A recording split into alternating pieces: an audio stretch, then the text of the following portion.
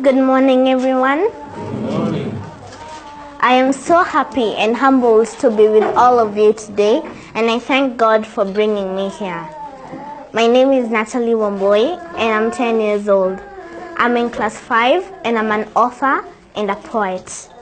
My first book is called Natalie's Poems. It is a poetry book full of inspirational poems which talk about what we experience in our everyday lives. And my second book is called Kenya, My Country, My Story. Now, the reason I wrote this book was because many people in Kenya love talking about the negative things that are happening.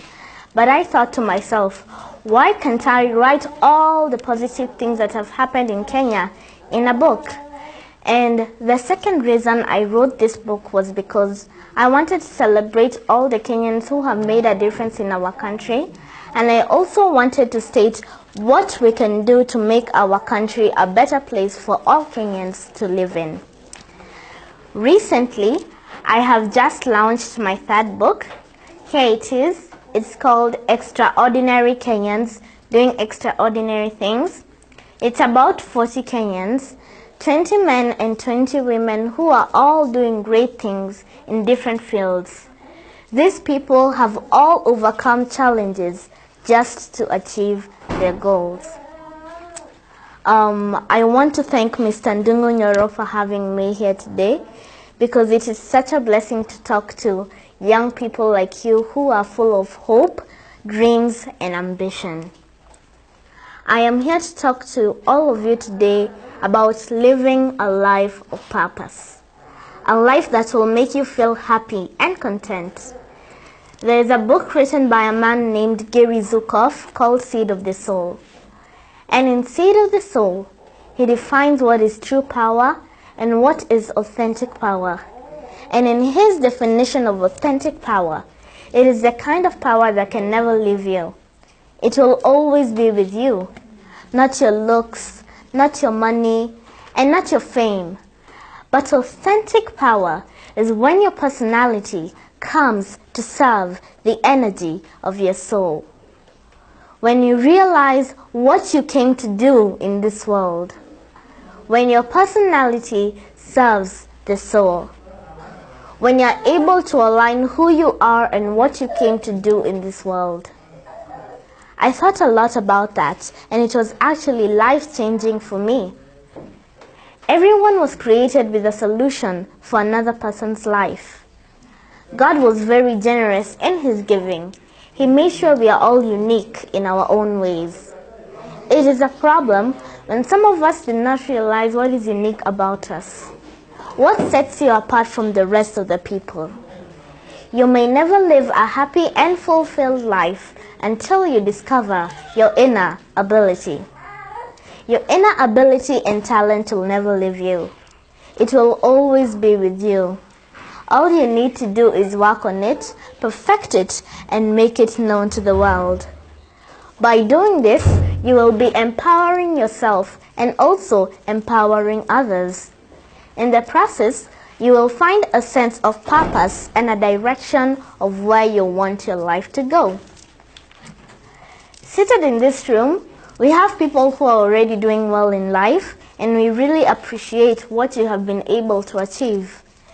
And if you are seated here, still struggling to achieve something, I'm here to tell you that it can be done.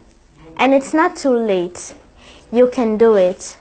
The real sense of purpose comes by giving others what you have already been given. That unique resource that lies deep within you. You may never live a happy and fulfilled life until you discover your inner ability. Your inner ability and talent will never leave you. It will always be with you. All you need to do is work on it, perfect it, and make it known to the world. If you don't, you will become sort of a thief. You will be robbing the world a unique resource that only you can give. It's time you become generous and share it wide and loud. That unique resource that God put in you to make you happier, wiser, richer, and more prosperous. But how will you do that? How will you use it to become truly, authentically empowered? Now, for me, it has been a beautiful thing to win an award and to meet the president and other leaders. But my true reward is in the lives that I'm able to touch, those people whom I know I have impacted. Our legacy is every life that we touch. I know this for sure.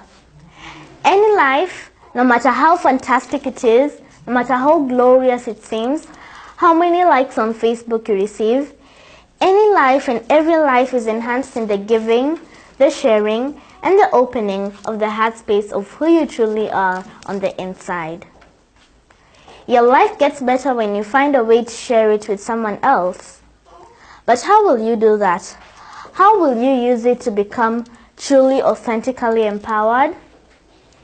Now, for me, knowing that what I'm doing can inspire another child to do what they love doing, be it singing, writing, football, and many others. But I want to tell all of you today that your legacy is every life that you touch. As you live here today, the question will be, whose life will that be? How will you use yourself in such a manner that your legacy and your impact will live beyond the doing? When people started knowing that I write and the media started reaching out to me, my mother sat me down and told me that my biggest challenge was to offer myself as a good example to those who will be coming after me. And that is a challenge to all of us. You have to have a reason as to why you do what you do. For me, I'm a writer, and whenever I go somewhere, people normally ask me, how did you start writing? Why did you start writing at such a tender age?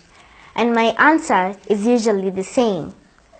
I write to open up a blind eye. I write to bring truth to life. I write to show you my opinion. I write to tell you that there is always another way to do something. I write to undress the lies. I write to bring darkness to light. I write to tell you that everyone is different. I write to tell you that not everyone will like you. I write to remind you that the world is diverse. I write to tell you that racism, nepotism, terrorism, and tribalism are real. I write to tell you that all dreams are valid. I write to remind you that you are amazing. I write to tell you that giving up is not an option.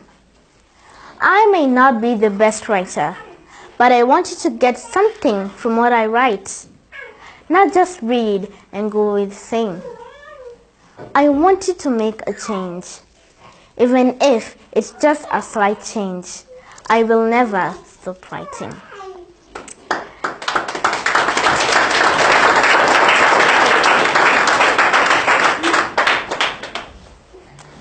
Today, I cannot finish my speech without talking about God. In Him I live, I dwell and breathe. When God sparks a dream in your heart, you won't be able to let it go. You will chase it until God's purpose has been fulfilled. God will allow trials to test your idea, but He will give you the strength to overcome.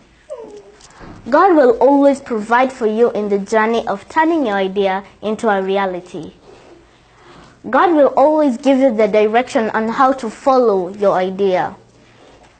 God will help you turn your idea into a reality, but only if you stick to the initial calling of that idea. And so, my dear people, are you sitting on an idea, no matter how small and outlandish it may be? Act on it and turn it into a reality. You never know. Maybe that idea can change the world for the better, because always the world has been made up of ideas. I want you all to take your education very serious. I want you one day to change your life, your family's life, and also the community's life. I want you to be the torchbearers in the areas that you all come from. And I know that is not too much to ask from you all. And finally, I want you to be very responsible citizens and leaders of this country. Thank you.